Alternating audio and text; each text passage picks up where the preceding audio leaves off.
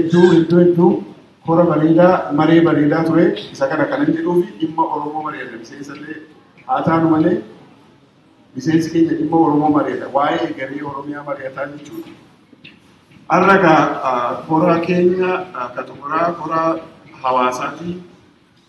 Kora maree hawaasaati. Kora maree hawaasaa kanarratti haala yeroo laachisee hojii keessaa laachisee alaaf keessatti maal gochuu qabnaa itti fufinsuma kora keenyaa kan miseensi irratti maree irratti immoo hawaasis akka yaada nuuf kennuuf guyyaa kanarratti beekama kana qaban jechuudha.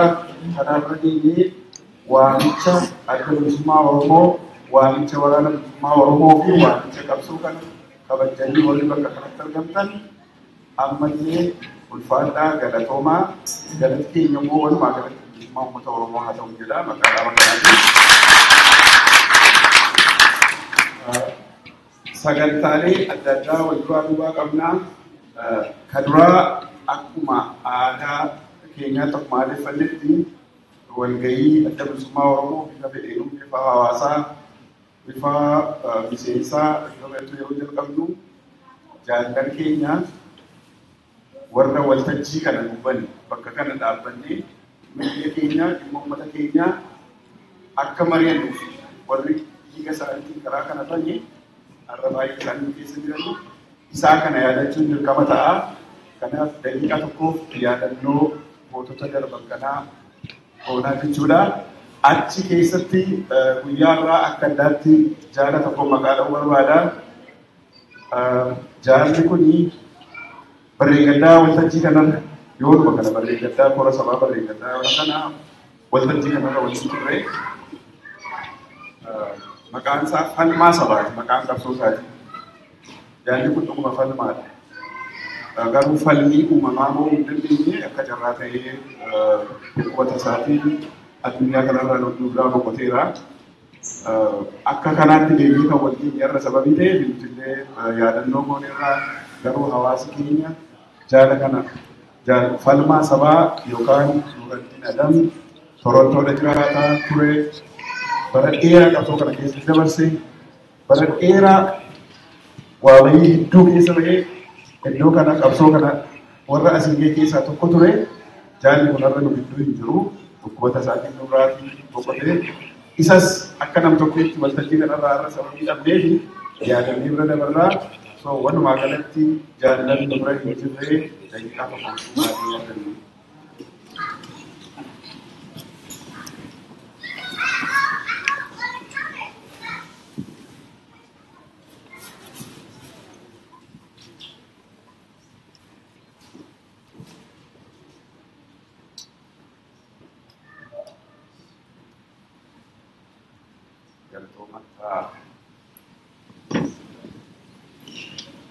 Afsoon baloo tuqaa.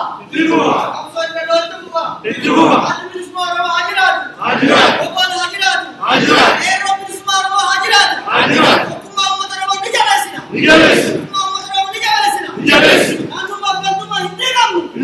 Naannummaa galtummaa hin diigamu. Naannummaa galtummaa nama jedhan dura dhaabbanna. Bakkee bakkaa yoo adda bilisummaa Oromoo bakkaan geenya. Adda bilisummaadhaa bakkaan geenya.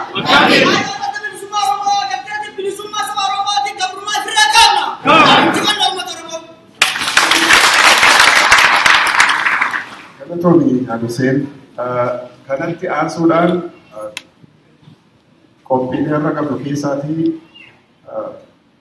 kan duraa hogganoota adda bilisummaa Oromoo qaama olaanoo keessaa Jaal Odaa Tasee nu gidduu jira. Jaal Odaa Tasee miseensa gumii sabaa adda bilisummaa Oromootii fi itti gaafatamaa turtii jaarmiyaa siyaasaa biyya alaati. Jaal Odaa akka nu ga'e naasimadha. Jaallan miseensota gumii sabaa adda bilisummaa Oromoo akkasuma nu gidduu jiru isaanillee naasimadha. Isaan maanguddooti bakka jiranitti galii maanguddooti keenya sababii dhimma adda addaatiif asitti argamuu hin dandeenye dhimmoota farqii dhimmoota ariifachiisootu jiru sababii ta'eef isaanillee bakka jiranitti walii jechuudha. Dhimma haala yeroo ilaalchisee sochii biyya keessaaf alaa ilaalchisee walumaa galatti boor maal ta'a boor maal gochuudhaaf keenya maal nu gargaara hawaasa keenya kanarratti isa jedhu jaalladhaan bakka bu'aa dhaabaa boodarratti ibsa bal'aa nuu godhaa maree yaada gaafii deebii bal'inaan ni gaggeessinaa. Sana dura garuu qophii dubartooti keenya caayaan naannoo keenyaa qophii tokkotu qabannoof himanii qophiin kun akka qophii bashannanaatis akka qophii barnootaatis kanaaf mee dubbiitti hin galiin dura waan isaan irraa dhageenyatu jiraataa jaallan dubartoota naannawa shamarran amma isaan qophaa'anitti dhiifama amma isaan qophaa'anitti waan bira hin dabarre eebba maanguddoo Oromoo waliin ibsan yeroo tokkotti seennu Oromoo waliin isaa kanaaf mee eebba maanguddootaa of eebbisiifna. Maanguddoota sadii gara kanatti waamaa Jaalmaa Mattamaarii Asnoo Baatuu Bobbabaan Asmaan Asnuubaa fuuldura kanatti asuma fuuldura kana dhaabbachuu dandeessu obbo Lammii Shanaa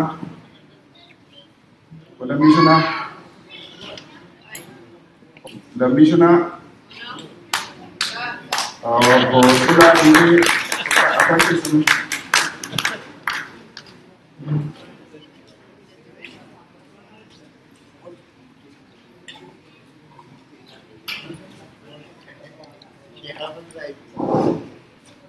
Assalamualaikum warahmatullahi wabarakatuh.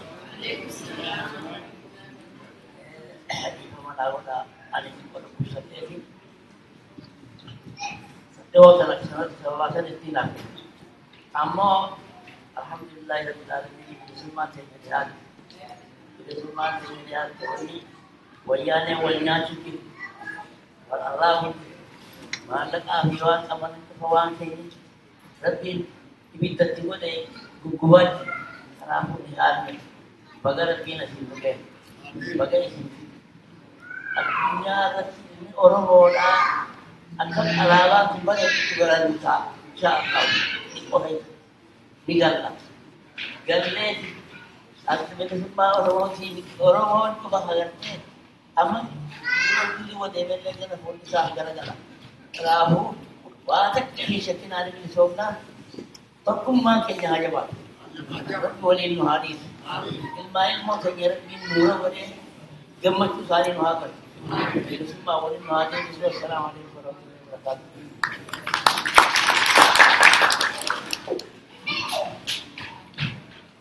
Sudah naga yang berjani. Bagai naga yang nundukkan. Bagai naga yang nundukkan. Kami kita jadi. Bagai naga yang nundukkan. Kita jadi juga. Sudah walgai jadi tu walgai naga yang atas. Walgai naga yang atas. Sudah dina abal radini kena dikira cap. Dikira bat. Lepas kena rakai. Lek kena sijip. Nanti kena sijip. Sijip batang. Abu apa? Sijip batang. Bisa datang di jatuh. Ini jadi itu. Bagi kan bukan. Bagi kan. Sijip. Bukan. Lepas kena rapat. Lepas kena macam ini format kita lakukan apa ya lagi kena nakai. Kena nakai. Kena nakai. Ini namanya Iranwan ya Rabbi Iranwan. Itu kata tu ya Rabbi Iranwan. Ya Rabbi Iranwan.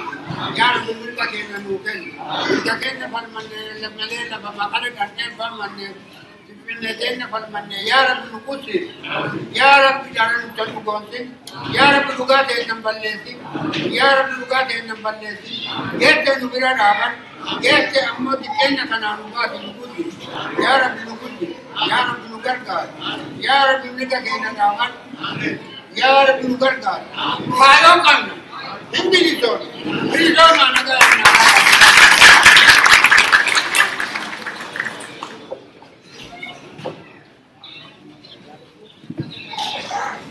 Adagaan no isa nagagawa.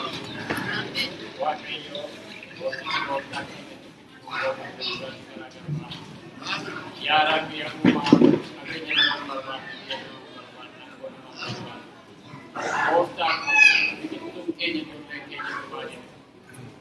जो लेके ये नमाज़ ये कहीं बड़ा जी अटक गई लेगा और गाड़ी मासूम के बाद में सब के ये नमाज़ ऐसा रब मुकाज नमो तो ला केन्या मित्रा करी दे सब के ये सारा सब के ये मुकाज मकाम बेसमेंट के नम के सारा मुकाज या रब यौमा वक्त को तंगम ने अवेदीना हुन्नदीना तनुराकास अवेदीना हुन्नदीगा फजशीस Apura robo sa jorneng kenya titumaju to apura robo igal robo sa nangala jusuran at hundanu tay didi na kenya no rakas ang kulung dawat tanu dawat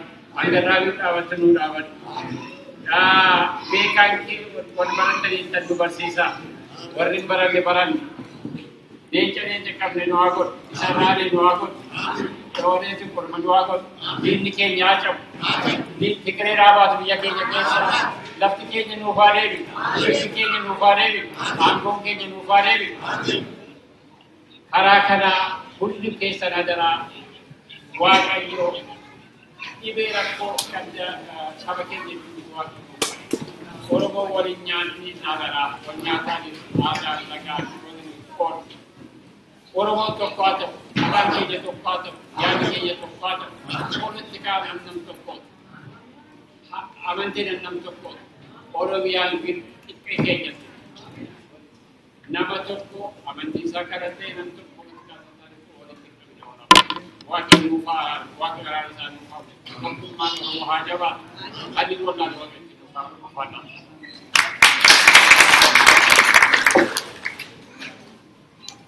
Ay, akam yun. Maganagan din magana wala dito. Ayun au kolcha. Amale au kolcha. Barin naga, elele naga, elentu naga, eksa ulega ding naga, gasa jaltin naga, eka budan naga, naga band naga, warabi naga, ornagan naga, kena gosan naga, gosalam min naga, biyanum naga, naga nuhato, gratis nagato, gratis janalato, gratis tokumato, gratis ararato, gratis pedusumato, gratis ugato, ugan hawagato, uga kenya wanga hatigati, uga kenya nuar kafurat, iya kenya nuar kafurat, dina kenya nurakas, bayaf naga nuakin, alamana nuati. Haye to kichawa waka kura chawa koromo. Waka bukko sibina, waka shanangada, waka sagal tamal karba, waka sabgam borana, waka kito kurati, waka sikhe ayo, waka nagana ambara barat kata murthe nagan nufiddi waka hokuban se ako, ande me naganagan, andu ekabanagan, andu ne mirganagan, oromo yanam bilisom teata, panjat. Makudri galatoma ulfata. Sagantaan amma sinne keessa waati konserveessa sagantaan dubartoota entertainmentii kan jedhee dhaamsa qabu dhaamsa gurguddaa qabu inni kun akka kanatti akka sabaawwan barbaada kanatti aansuudhaan keessummaa tokkotu jira gidduu keessummaa kun ergaan qaba jedha ergaa dhimma hojii jaarmee alaatiseetiin मैं रात केन्या केशुमान Kenya doctor मोसिसा आगा डॉक्टर मोसिसा का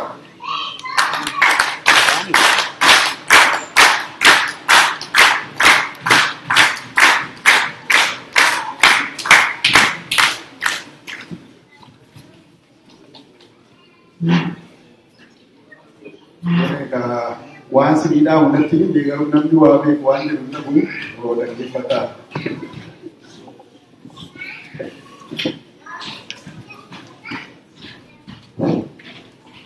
Nanageessu akka mooltanii waanan sirreessuu dhaamsan qaban jedhetu ta'in dhaamsa nuudhaanii kottuutii jedhanii natti himanii isaantu natti hime malee anatu dhaamsan qaba jedhe miti kun naaf sirreessa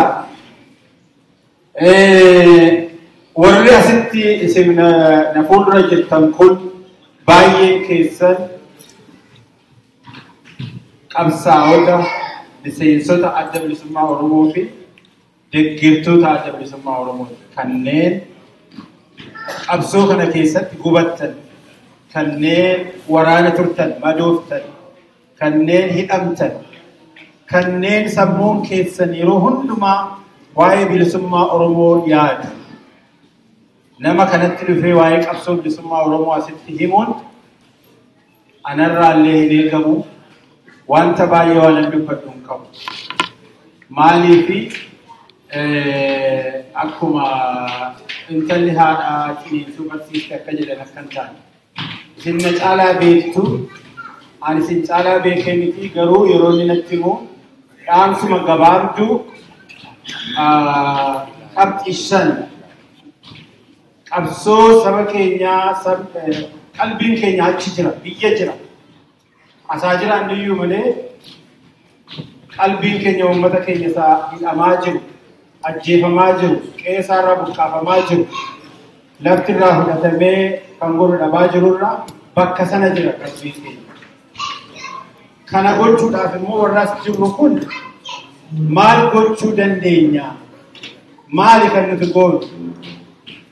Hojii manaa yookaan homework hunda keenyaaf ta'u kennuu yoo danda'e jedheetanii qabxii shanan tokkoon qabatee dhiyaate.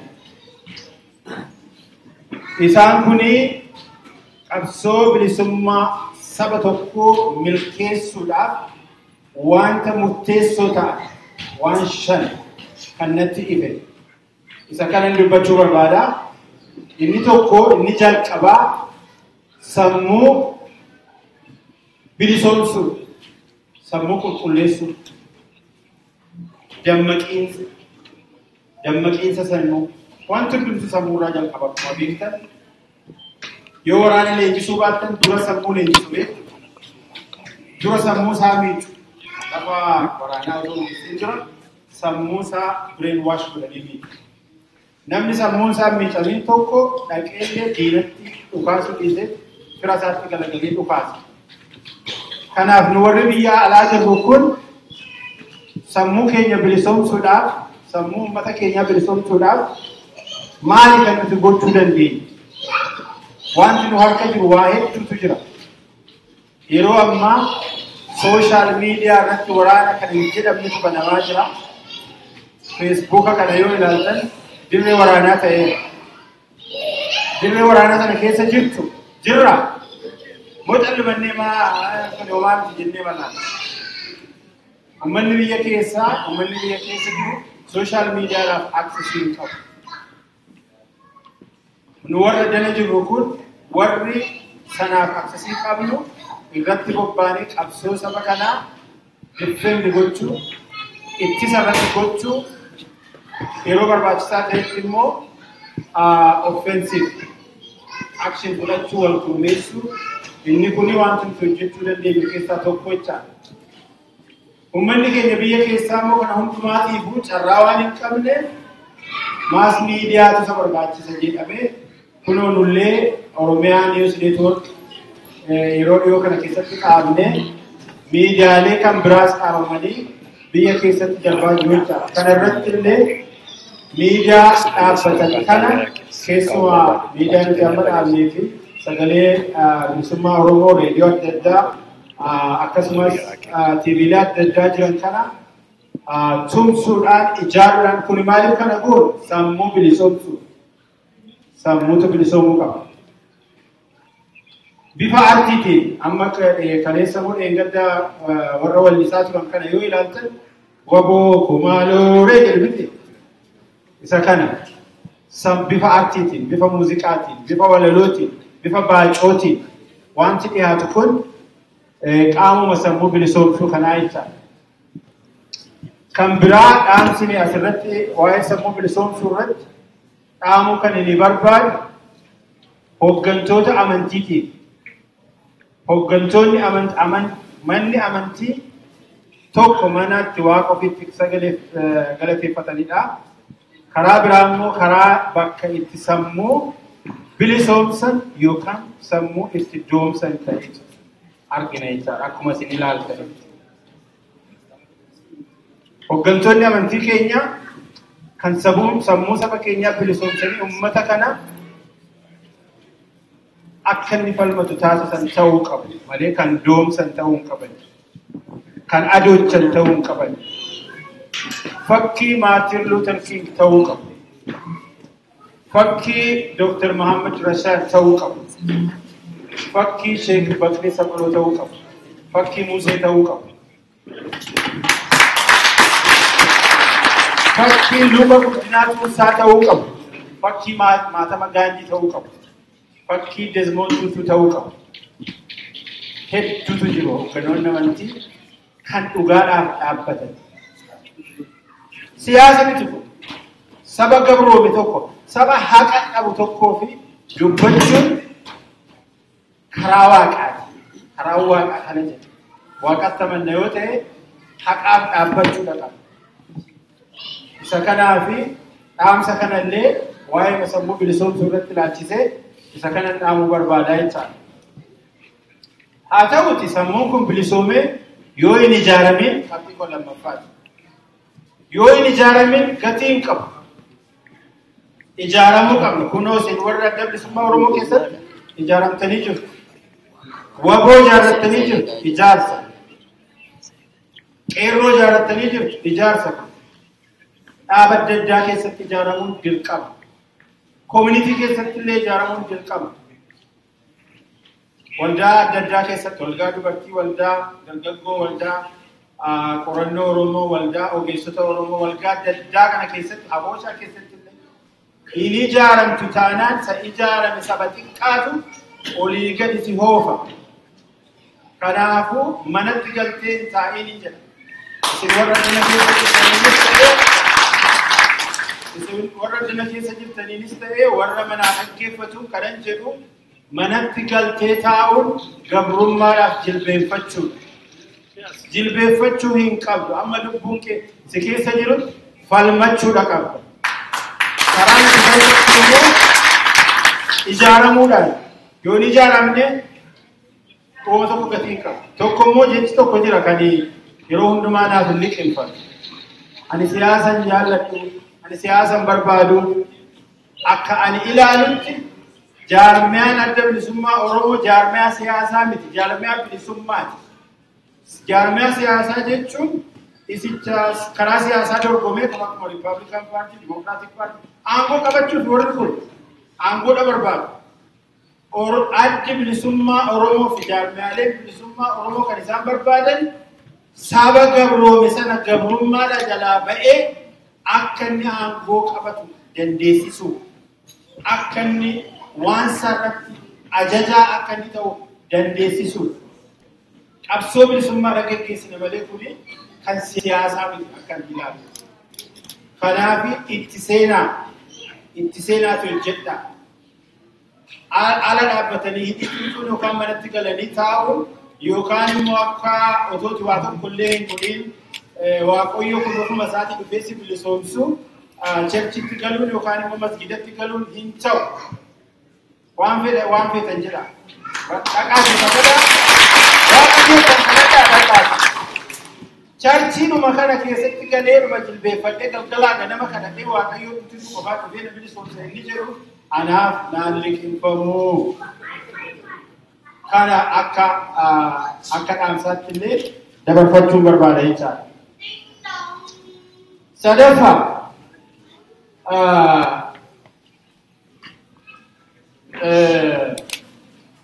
aadannoo tokko yaadadha bardalbii keessa. የነቃ የተደራጀ የታጠቀ የህዝብ ማሬ ያሸንፋል። የነቃ የተደራጀ የታጠቀ አማ የነቃን ደመቂን ሰን ስለዱበት ሰነት የተደራጀን ኢጃርሰን ስለትዱበት ከነ ማልተፈ የታጠቀ ሰነቱ አፈቻ ሂደት መለንተው dingi katuletti suka hinto hidhachuun dirqama. Argitanii karaan itti sabni gabroome tokko bilisummaa isaatti argatu karaa adda addaatu jira. Qabsoon bifa adda addaatiin gaggeeffamuu danda'a. Fakkeenyaaf fincila uummataa kan amma kun qeerroo keenyatti gaggeessaa jiran kuni daandii itti qabsoon itti gaggeeffamu keessaa tokkodha. Haa ta'uuti biyyatti fincilli uummataa kun matuma isaatiin uummata galagalchee jira. Fakkeenyaaf Tuniiziyaa, Egypt, Masrii yoo fudhattan finciluma uummataatu galagalche. Bakka biraatti immoo fincilli uummataa sun gara hidhannootti jijjiirame. Liibiyaa fakkeenyaaf fudhadhaa. Fincila uummataatiin jalqabame wantooti deeggarame sana hidhannootti deeggarame hidhannoodhaan kufe Mahammad Gaddafiin. Siiriyaa fudhadhaa. Hin xumuramne malee fincila uummataatiin jalqabame. Garuu ammaa onaa hidhannootiin gaggeeffamaa jira. Kan kun maal nutti argisiisa?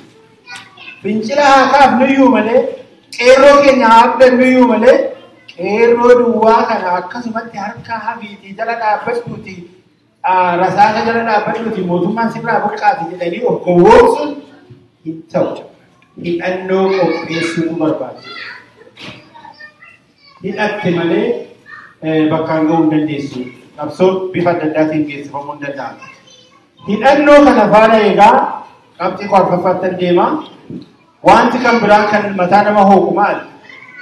Tokkummaa dhabumsa. Akka sabaatti waliin gabru. Waliin kufu. Har'a garuu sooshaal miidiyaa kana irratti wanti nuti arginu yeroo inni tokko qawwee qabatee bosona keessaa lolu inni kaan immoo addana taa'ee itti qoosu. Lakki hin jiru iyyuu wanti qawwee qabate iyyuu hin jiru. Yoo jiraates immoo hoo innoo akka warra yaabaluuti. Inni akkanadha. Inni sanadha.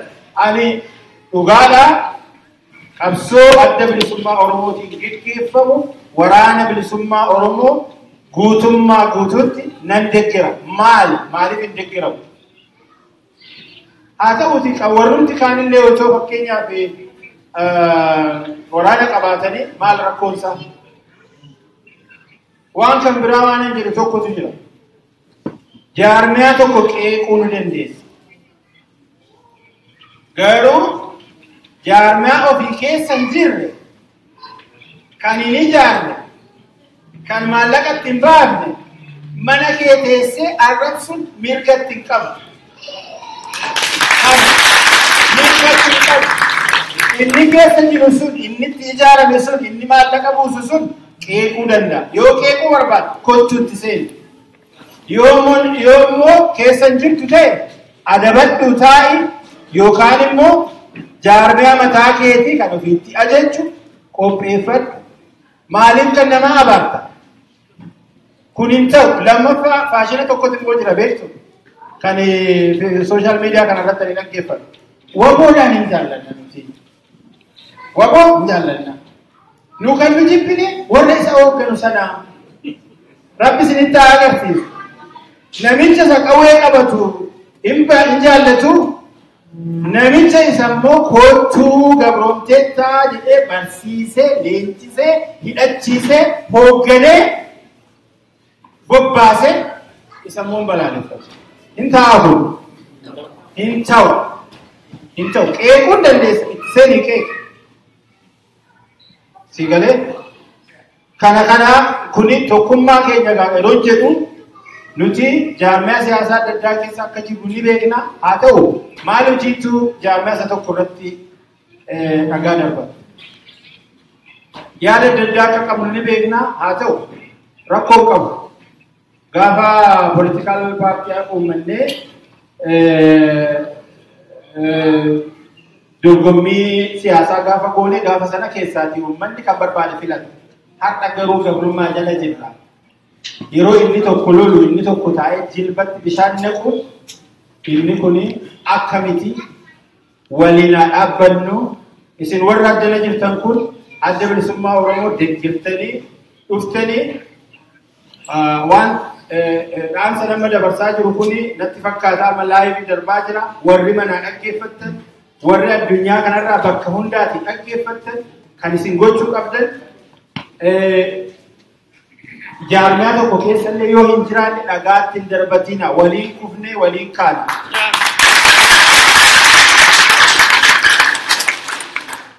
Kana inni dhumaa qabxii qoodni sadaffaan inni dhumaa waa'ee waraanaa dubbanneeru. Waraanni immoo waa barbaada beektu. Dinagdee barbaada. Leenjii barbaada. Bakka itti leenjisan barbaada. Qawwee barbaada. Uffata barbaada. Wanta adda addaa barbaada waraanni. Sun immoo dinagdee barbaada. Waa'ee miidiyaan lasina dubbadheera. Miidiyaan illee dinagdee barbaada. Wanta hundumaatii fi dinagdee murteessaadha. Kanaafuu warra dana dhuftan kun akka kanatti fakkaatutti egaa waan dandeessan hundumaan bira dhaabbachuudhaaf kan dhufne natti fakkaata. Warri bakka biraatiin nu dhaggeeffattanillee waraana barbaaddu yoo ta'e, bilisummaa barbaaddu yoo ta'e, maallaqa keessan biyya nagaa jiraanna, biyya hojjetan jiraanna dhugumaan nutti hirkachuu danda'a ta'a. Dhugumaa waan silaati godhachuu qabnu sila makiinaa lamatu qabaachuu nurra jiru tokkittiidhaan oofna ta'a. Wanti tokko nurratti garuu biyya nagaa keessa, biyya badhaadhinni keessa jiru keessa waan jiraannuuf yooma waan fedhe nutti hanqatellee dinagdeedhaan qabsoo kana bira haa dhaabbannu.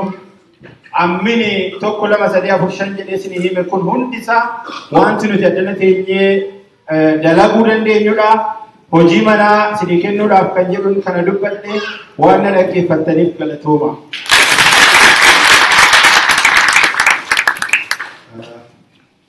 Galatoomii Dr. Moosisaa akkuma dura isinii jedhe namni waa beeku waan jedhu hin qabu. Dr. Moosisaa maataamaata shimmaafaatii yaadudha. Kanaaf yaada isaa akka gaariitti sassaabbate. Tiimiin keenya inni guddaan ijaaramuu, hidhachuu, bilisummaa Oromoo ijaaramaadha. Garuu jajjabaachuu qabaata nuti waliin jechaa jiru. Akka adda bilisummaa Oromootti iyyuu caasaa dheeraa, caasaa bal'aa kan komaan jiru biyya naannoo Gaanfa Afrikaa keessa. Warri keessa jiru, warri yeroo yerootti hojiisaa kana hojjetu akka gaariitti beeku. Addunyaa maratti caasaa diriirfatee caasaa kan akka gaariitti sochoosee kan guddaa jiru bilisummaa Oromoodha. Kun ga'aa miti hawaasi keenya kana keessatti haa hirmaatu, hawaasi keenya kontribiuutaa godhu, amma sadarkaa jaarmiyaa duwwaa ijaarutu ta'e amma sadarkaa biyya ijaaruutti biyya ijaarraadha. Isa kan uummati keenya akka siiniis nu fudhatuu fi hidhachuu qabna, dammaquu qabna, ijaaramuu qabna. Yanaqqaa የተደራጀና የታጠቀ ያሸንፋል.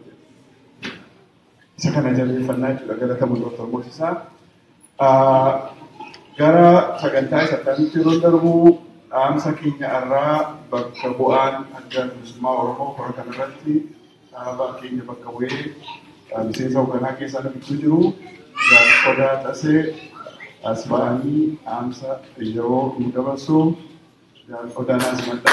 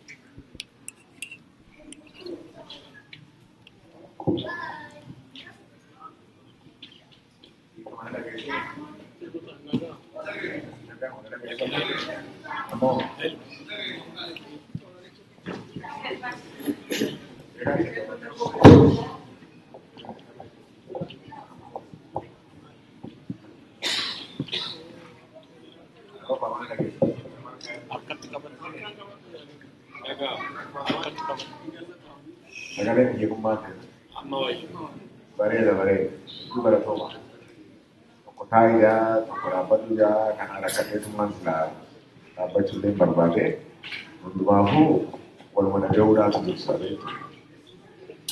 Egaa dursee jaallan kophii kana qopheesse kana dubbachuu barbaada. Jaansee isinis kan yeroo hojii yeroo boqonnaa waan hedduudhaan magaalaa kana keessa deemaa jira. Kana dhiiftanii asitti argamu keessatti hedduu baratu waan hedduu barbaadu. Egaa ammaa maqaa biyyaa fi maqaa hordoftoota adda bilisummaa Oromootiin waa xiqqoo takka jechuu barbaada. Qoratti deemaa jirra. Sadarkaa nuti ammaan kanarra deemu kun sadarkaa guddaa, sadarkaa amansiisaa, sadarkaa adda bilisummaa Oromootii fi qabsoon bilisummaa Oromoodhaa dacha'uu hin dandeenye keessa waan geenye jecha seenaa keessatti goshee isin ofuudhaan barbaada. Egaa qabsoon bilisummaa Oromoodhaa kan adda bilisummaa Oromoodhaan gaggeeffamu kuni kora isaa afuraffaa irratti sagantaa baafata. Sagantaa kana keessaa inni guddaan waraanaan bifaa fi aayinaan cimanii argamu. Inni itti aanu immoo Kenali kun sudah waan kana akkamii godha? Achi waan gootan bareeda.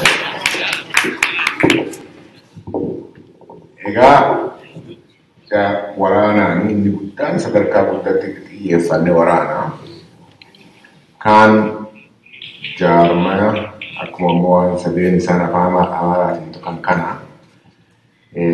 kana keessatti inni guddaan nuti xiyyeeffanne Oromoon heddumina qabdi miliyoona hanganaa jenneetti dhaadachuu qofa osoo hin ta'in heddumina keenyaa karaa humnatti jijjiiruu qabnaa kan yeroo irratti xiyyeeffanne. Inni kaan fincila diddaa gabrummaati.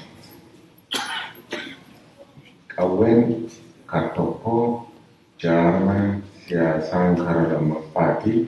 Sadaffaan immoo mootummattiin sanii uummata keenya akka barbaaddetti bulchuu akka hin dandeenye naannoo san hanga barnamuu godhuu irratti xiyyeeffanne jechuudha. Kana jechuun maali? Galiin isaa Oromoon yoo mirga ishee argate malee, Oromoon yoo bilisoomte malee biyyattii san dhiisiitii gaanfummaan Afrikaatu nagaa argachuu akka hin dandeenye agarsiisudha jechuudha. Egaa waan sadeen kanaan kaa'amu jechuudha. Kana keessaa karaa waraanaatiin akkuma beektanitti yookiin dhageessanitti gaaga'ama hedduutu nurra argame. Gariin kan diinaan hojjetame sun eegamaadhaa waan beekamu gariin kanuma keessaan irratti hojjetamedha. Waraanni keenya ni jaarragannee olii gad deemuudhaan Oromoon waan qaban irraa maaliif isaanii afaan qabanii waan kanan qabu bitanii waraana ijaaramee hiriiraan wayyaanitti yeroo garu teenyee yeroo booyaa turre keessa dabalate jechuudha. Seenaa tokko.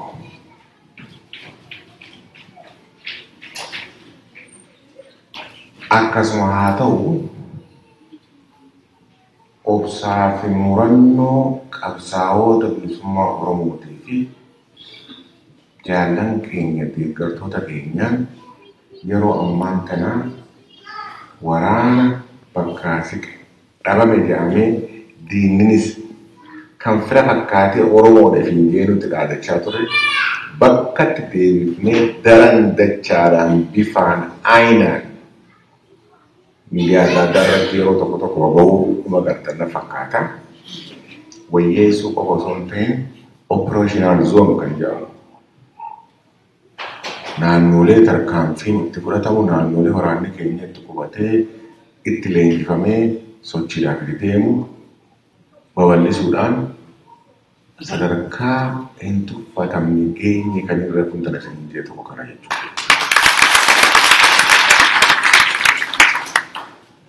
Egaa karaa waraanaatiin kan jira. Kana malees boodatti dhufaa yeroo fincila diddaa gabrummaadhaa dubbannu ittisni biyyaa humna hin beekamne maqaa jedhuun tarkaanfii adda addaa laaleessaa kanneen wayyaaneedhaan qajeelfamni kennamee fi uummata keenya bassaasu hiraarsu irratti tarkaanfii tuffatamne godhatee jira. Egaa kana keessatti adda bilisummaa Oromoodhaa reetoo isaan irratti kunoo nam tokko asii ajjeefna yaa nam tokko asii ajjeefna jeetuma dubbataa kan jiru hedduutu ture. Nuti garuu kaalkuleetii parpardiiwwan goone namoota bassaasa ta'anii uummata keenya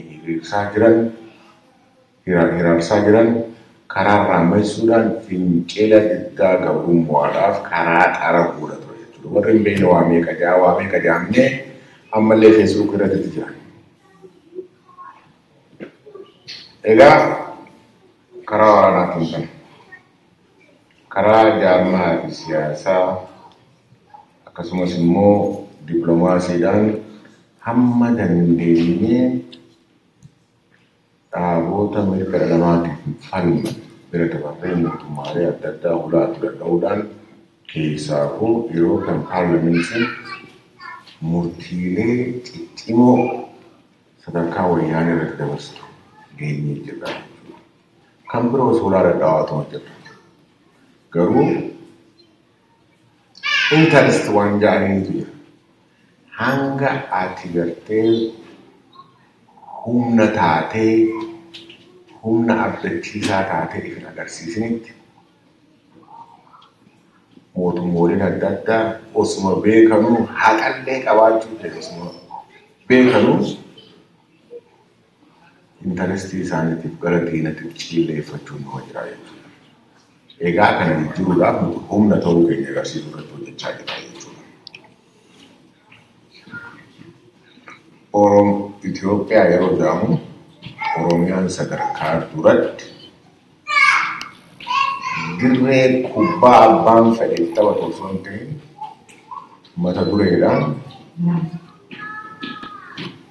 uummata beekame biyya dhaabuudhaa fi biyyeefillee bulchuudhaaf dandeettii uummata qabu ta'uu isaa garsiisuudhaaf tattaafachaa jirra. Kanaas garsiisaa jirra amma tokko jechuudha. Egaa akkuma reefu jedhetti humna keenya guddina keenya gara humna jijjiiruu akkuma jedhetti inni yeroo 2005tti fincila diddaa gabrummaadhaa kana labsinu adeemsa keessatti tarkaanfiin adda addaa godhatamtee wanni barannee hedduutu jira. Dhawamuunis nima jirti. Haa ta'u malee kana keessaa wanni irratti xiyyeeffanne tokko mooraa qabsoo Oromoodhaa jabeessuu kan jiru ture jechuudha. Amma sadarkaa nuti jirru kun amansiisaa waan ta'eef jecha inni keessaa seenanii sadarkaa iftuu waan deebisuu hin dandeenye waan ta'eef jecha ofirratti amannee abdannees mooraa kana jabeessuu qabnaa kan jiru irratti xiyyeeffachuudhaan kan duraa dhaabota siyaasaan illee fakkii tokko waliin qabu kanneen nu keessaa babba'an dubbisuu jalqabu jechuudha. Kana keessaa amma tokko milkoofnee jirra, amma tokko sitti milkoofne. Egaa adda bilisummaa Oromoodhaa fulaan cufaadhaa naman barbaadu maarree kan jiru kana adda bilisummaa Oromoodhaa hojiin akka sirrii hin taane agarsiisuu qabnaa kan jirurraan jaallan qaama ta'umsaa jaanii achi ba'an koree yeroodhaa jaanii achi ba'an gurmuu qabsaawotaa jaanii achi ba'an wajjin haasofne hawaan goonni sunooti. Wanni barbaadu uummanni keenya bilisoomuudha. Waliin qabeenya keenya dandeettii keenya walitti fidnee haa hojjennu jechuudhaan yeroo ammaan tanaa kana hunda walitti deebifnee dhaabota kanaa wajjin qabsootti tufaa jirra jechuudha.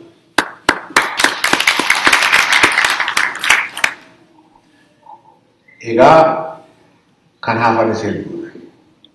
wanni isin gaddisiisu osuma wajji haasofnu kalamaa sadi ta'ee nuti deebullee numa jira. Dhugaa waliin mooyyaan masa keessi dandeenya. Osuma wajji haasofnu lama taane gaarii faa dhufu. Sadi rakkoodha. Hedduu rakkoodha akka namni aadaa laalu kanaaf. Egaa adeemsa keessa immoo wanni baranneetu jira. Wanni baranne tokko adda bilisummaa Oromoodha. Oromoon dhiigaan lafeen biyyaan silaa waan uummata isa taasisu hunda guutee uummanni Oromoo akka argametti beeka. Egaa amma rakkoon jirtu maali jedhu? Rakkoon jirtu dhaabootuma gamanaan hinaaffaastee karaa adda addaatiin babahanii akka waan Oromoo hunda bakka bu'anitti akka yoo isaanii wajjin walii galame malatti Oromoon hin bilisoomne wayitti akka waan isaan kaardii isaan buqqaafatan kuni hojiirra ooluu baate yookaan angorra bahuu baatan yookaan immoo karaa adda addaatiin dhaabni adda bilisummaa Oromoodhaa dhabamee yookaan immoo laaffatee isaan bakka bu'an malee Oromoon akka hin bilisoomnetti warra laalanitu hedduu rakkisaa ta'e.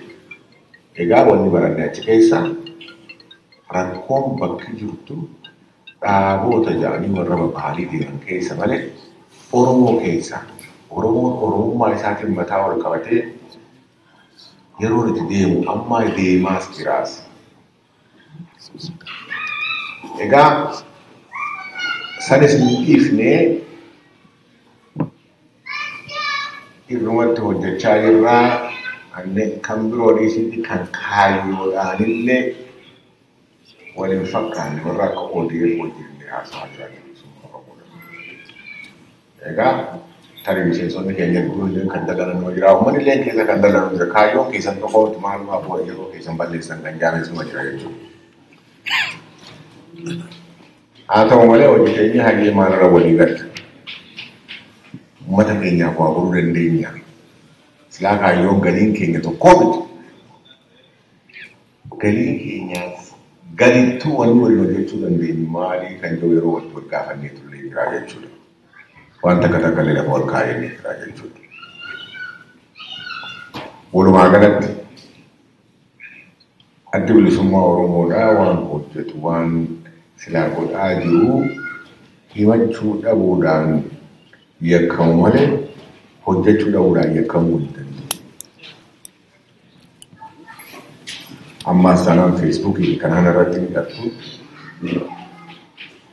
kan abaaramaa jiru reettuun adda bilisummaa Oromootii gareen ergamtoota wayyaaneeti amma qullaa ifi dabraa jira akka warri hojjaan moosisaan jireetti achi jalaa akka jibdu maarre warra jajjaanii warra isaniituudha jechuudha. Inni waan hin hojjennetti abbaa hin buluudhaaf yeroo xiinxaltuutillee heddummaatee keessa geenye jechuudha. Ammoo maal akka jalatti hojjennee beektu. Kan lafarratti hojjetu adda bilisummaa Oromoo kan diinni sodaatee yeroo adda addaatti labsatti baasu adda bilisummaa Oromoo kaanii fi warraa keessa xiinxalaa ta'e galgalaan overnight jechuudha. Egaa kanallee dubbachuu barbaadu haa ta'u malee waan keessa dabraa jiru isinuma himuudhaaf waan immoo sadarkaa moonutti geenye walitti qabsiisee akka beekaniif akka gartee xiqqollee taatu hubannoo qabaatan gochumaaf. Egaa karaa jaarmoota adda addaatiin wajjin haasofnee garuu sagantaan keenyaa fincila diddaa gabrummaadhaa mootummaan kun biyyattii sana akka bulchuu hin dandeenye godhuudhaaf uummanni keenya humna tokko dhaadannoo takka jalatti hiriiruu lammaffaa immoo yeroo diinatti xiyyeeffatan kana akka kamiif duubaan miidhanuun harkifne hin jiraanne gochumaaf jechuudha. Amma tokkotti milkoofne amma tokkotti milkoofne.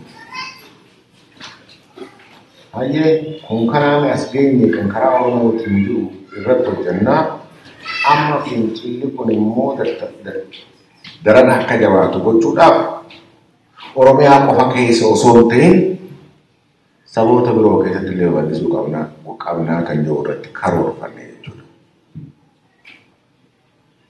Saboonni naannoo san jiran hedduudha. Haa ta'u malee kanneen kaayyoo wal fakkaataa qabu. Kanneen immoo haati qaafaa guddachuu qawwee qabaatanii lolan irratti xiyyeeffanne jechuudha.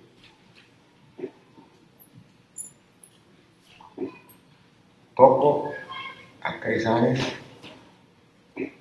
falmaan uummata Oromoodhaa haqa isaanii sarbu osoo hin ta'in haqa ofii dhiyeeffachuu qofaa akka ta'e uummata isaanii akka barsiisan. Lammaffaa immoo fincilli biyya san keessatti deemaa jiru Oromoo qofa osoo hin ta'in isaanis bilisoomsuu akka danda'u uummata isaaniitiif akka himan.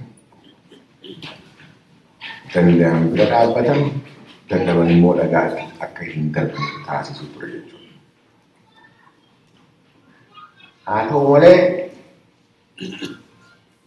sagantaan hamma xiqqaadhaan jalqabame kan guddatee biyyattii sana harka 67 akka hammatutti ta'e jechuudha. Beenishaangul, Sidaama, Gaambeellaa, Ogaadee wajjin tumsa waliin tolfachuu qofa osoo hin ta'in joint military exercise jalqabuudhaan 67% of the land uummata heddumina uummataanis already dhaaboonni kunii akka bilisoomanitti lakkaa'uudhaan irratti hojjechaa jiru jechuudha. Kuni yeroo fincilli diddaa gabrummaadhaa kun jajjabaachaa dhufetti keessaafuu yeroo fincilli kun karaa xumura gabrummaatti tarkaanfachaa dhufe keessatti dhaamsa miidiyaalee adda addaatti dhaaboonni kun uummata isaaniitiif labsaa turan karaa adda addaatiinis immoo isaanis fincila kakaasuudhaaf tattaaffiin isaan godhaa turan sila argaa jirtu kan hin barbaadu haa ta'u malee gargaarsuma nuuf ta'e jechuudha. Wayyaanee waan qabdu waan dhiiftu addaan wallaaltee sadarkaa labsa hatattamaa fa'aa labsuudhaa geesse. Kungaa waliin reefu isinii himi humna hin beekamne jedhamee tarkaanfii bakka adda addaatti fudhataa ture san wajjin. Tarkaanfiin suni security wayyaaneedhaa gurguddoo irratti kan fudhatameedha. Kaan gartee kan diniinaa fi sodaachisaan keessa hambifamee osoo lakkaa'aman jechuudha. Ijoolleen teenya with minimum sacrifice gaadama xiqqaadhaan biyyattii san keessatti akka barbaadde burraaqaa abaa'ootiin bulchaa. Mirgi keenya eegamuu qaba jettee baatee garsi humna ta'uu isii uummanni Oromootiif gaafiin isaa gaafiin mirgaa, gaafii lafaa, gaafii Oromummaa akka taate magaalaa tokko sadii keessa osoo hin ta'in Oromiyaa guutuu keessatti garsiisuu dandeesse. Kun qabsoo Oromootii fi walumaa galatti uummata Oromootiif injifannoo guddaa ture jechuudha.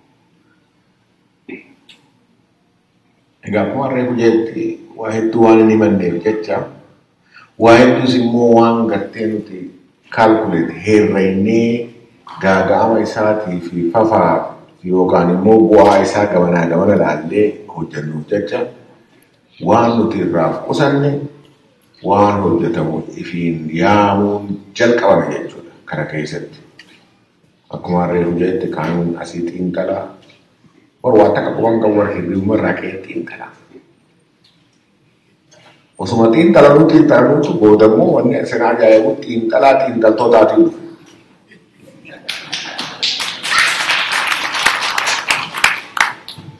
Hayyee isaan haa xiinxalanii.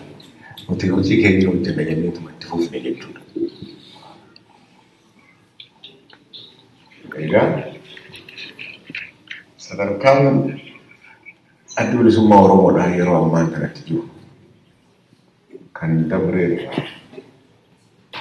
bifni jijjiiramee haa dhufu malee hundi isaa obsaa fi murannoodhaan keessaa bahuudhaan yeroo ammaan kana keessatti kora sabaa irratti qophaa'aa jirra, kora sabaa qopheeffachaa jirra. Humni keenya daran dachaaraan jabaatee akka deemuu qaba keenyaan abdii guddaa qabne.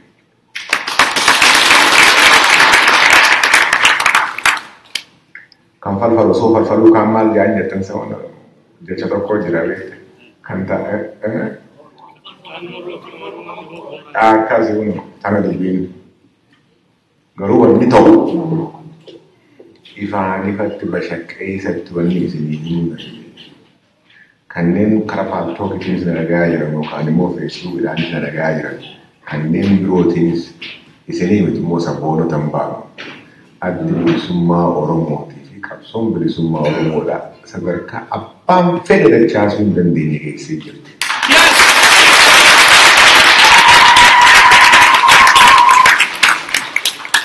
Kun dhaadannoodhaan miti.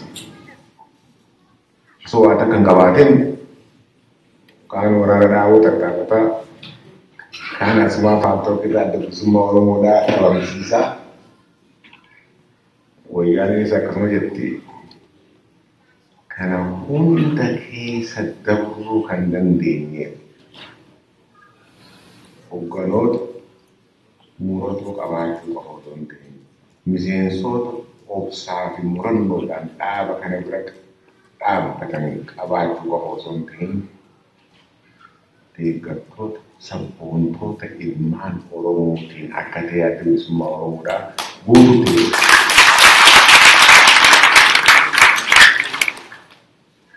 Kenapa? Itu sini timbere itu. Karena takitin sini dawar waktu baru itu bifaharayan ada semua orang muda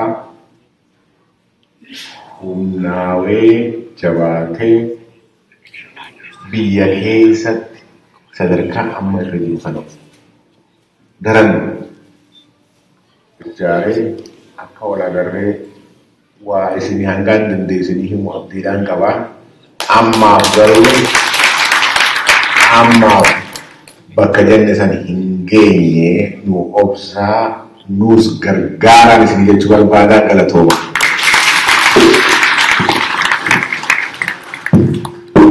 Janoda du galatomi ya agak amsa ishee dhuma sana qalbeeffataniitu jedhee yaada bakka amma geenyirraa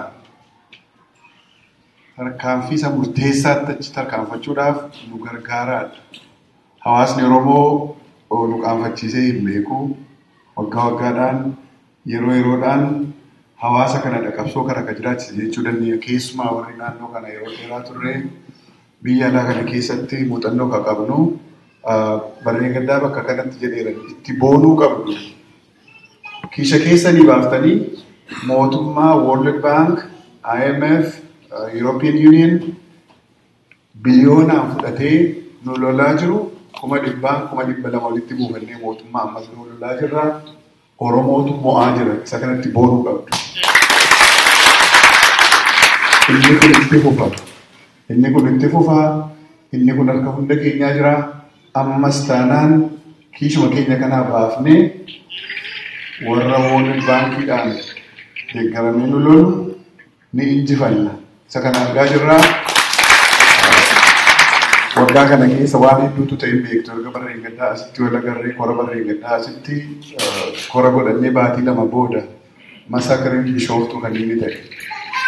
Sana boodas kan ta'e hogganoota hayyoota Oromoo kan jaarmiyaa biraallee haa ta'an kan isaan hidhanii hiraarsan hiubileet nu gochuudhaaf harka hidhaniitu televizyiiniitti mul'isu.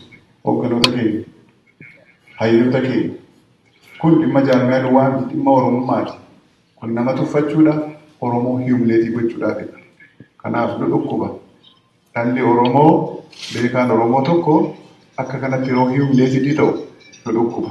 Inni kun xiiqii nutti horuu qabaa, qabsoon galma isaa ga'uu qabaa. Kanaaf jaal odaan nu gargaara jedha. Gama sanatti ce'aa jirra. Jaal odaan mallee galatoomii galata keemsummaa ta'u jedha. Gaaffii deebii waan sagantaa jaal odaa bakka lamatti kunneen dhiyeessinaa ibsa kanatti kan booda irratti aanee mariitti deebina. Gaaffiin hedduun yaada hedduun akka ka'u ni beekna. Jaalli sammasitti qophaa'a. Kanaaf sana gidduutti sagantaalee biraa galchinaa. Jaal odaan galatoomii amma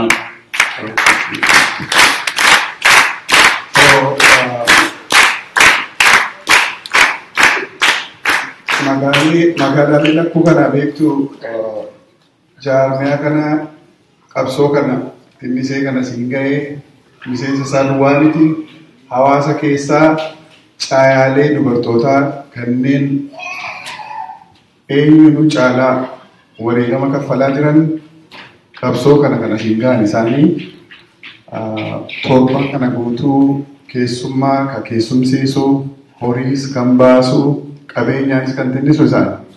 So waan xiqqii hojjechaa jiru. Amma isaan keessaa sagantaan gumaataatu hin jalqabiinii dhaamsa qabna jedhu jaallan 3 yookaan 4 asbaanii waan nu dhaaman qabu. TV jaal saamiyaa gama waltajjii kanatti nafeeraa jaal saamiyaa TV kee waliin asnaa simadhaa.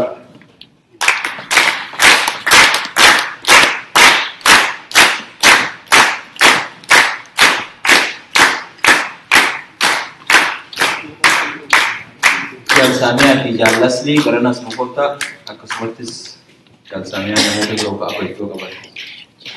Jallasli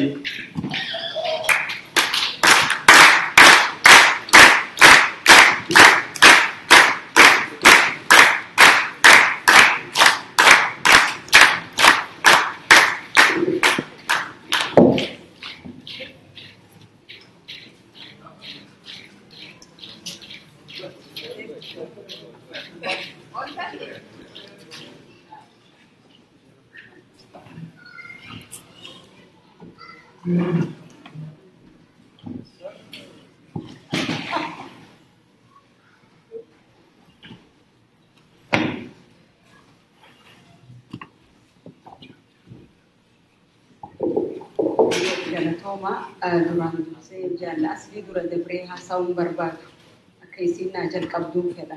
Wafuma lamarratti yaada kennachuu barbaadu. Tokko qooda dubartoonni Oromoo qabsoo hidhannoo keessatti kennan. Qooda dubartoonni Oromoo qabsoo hidhannootti ala kennan irraa xiqqoo barbaanna. Jaallatni jaallasliin jalqaba qabsoo hidhannoo keessatti dubartoonni Oromoo qooda akkam kennaa turan har'a homaa kennaa jiran.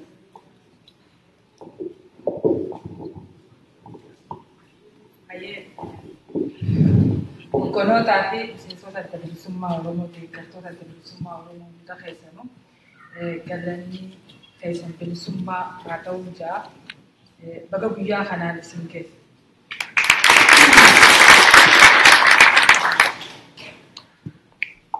Dhugaadha sabaan gabroomne gabrummaan dubartii Oromoo immoo dachaadha. Dachaan cunqurfamnee dubartoonni bilisummaa ni harkannaa barqabsoonni jaan dubartoonni qabamoo.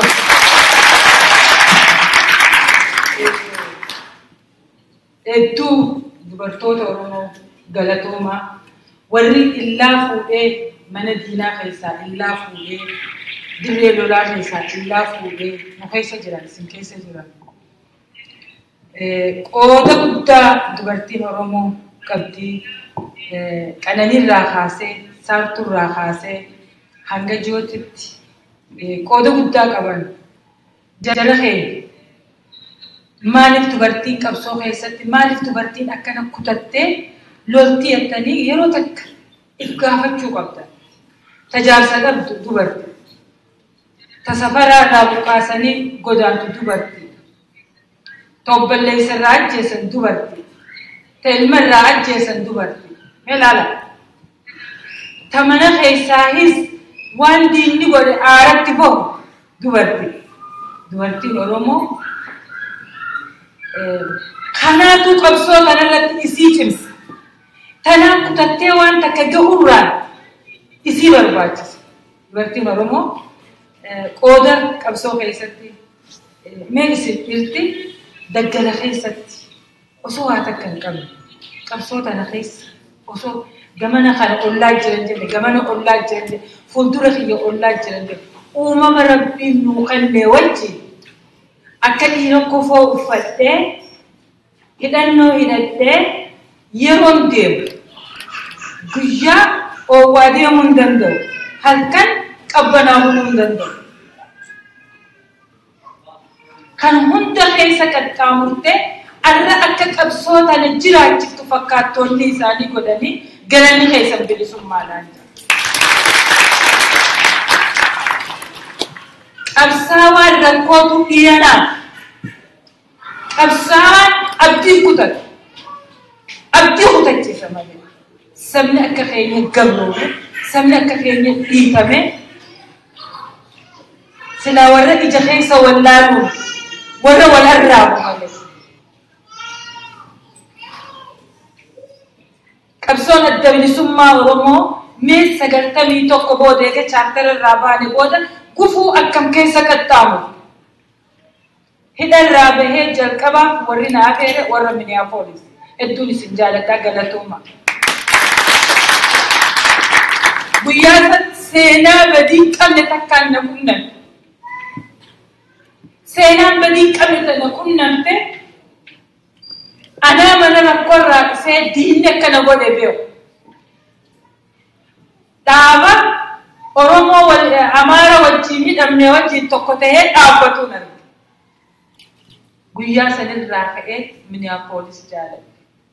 Warri ulaa sassee hundi assee. Arra dheessa jiran. Melaala hoggaa afur eegaan dhufe. Jijjiiraan kan bakka garsee. Dhugaan bakka jirti. Warri nu arrabsanis dhugaan ni jirtii jedhan. Asli jibbineen ni laatteere. Hin ta'u. Kaayoo sanitti eega amanan. Asli jibbineen kaayoo dheessuun hin ta'u. Kaayoon bilisummaan nu eeyyu ammoo takkitti tana qofaa beeka.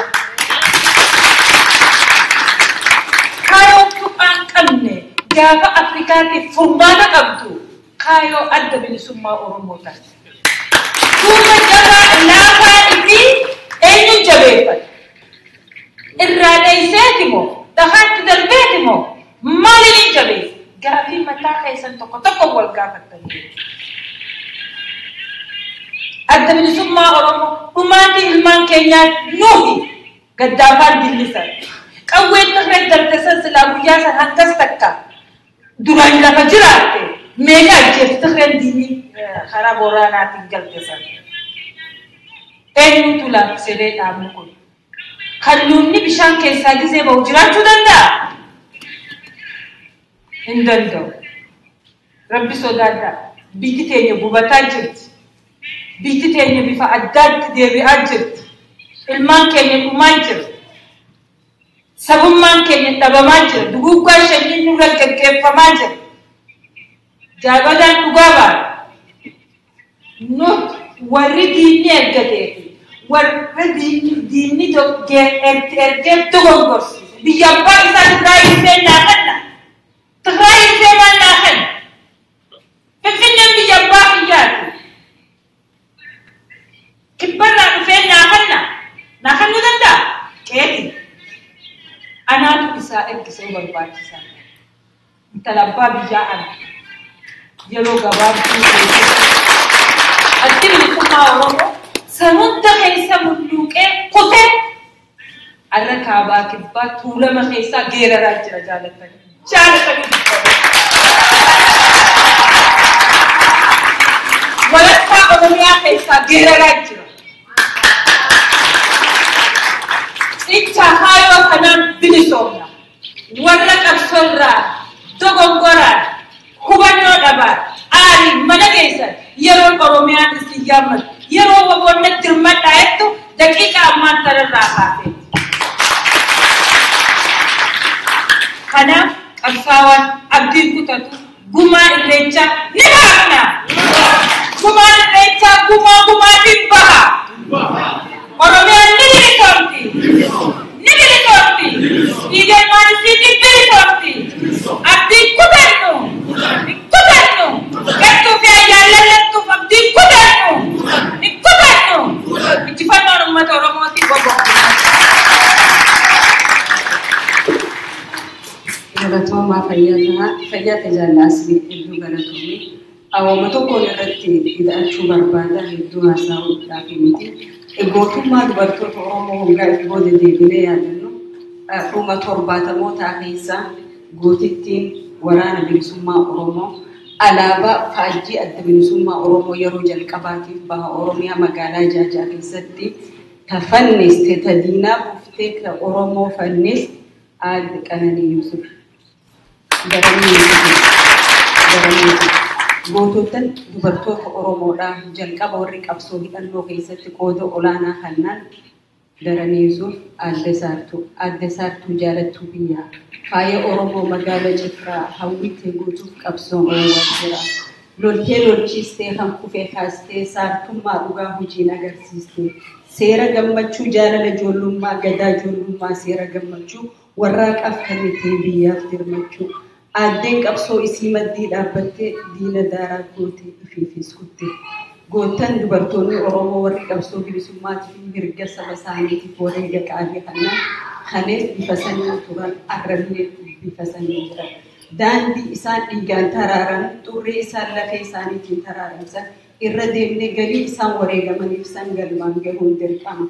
Jalqaba 80mootaa gaafa magaalaa Jabuuti turre haawwan keenya bifa adda addaatiin waan hedduu godhanii warri arra lubbuun keessa jiranii fi warri addunyaa irraa galanis wanni isaan nu barsiisan akka mirga Oromummaatii fi kaayoo Oromootiif dhaabbannu kaayoo Oromoo gaa'ennu kaayoo galii qabsoo bilisummaa Oromoo Oromiyaa abbaa biyyaa godhu Oromoo afaan qawweetiin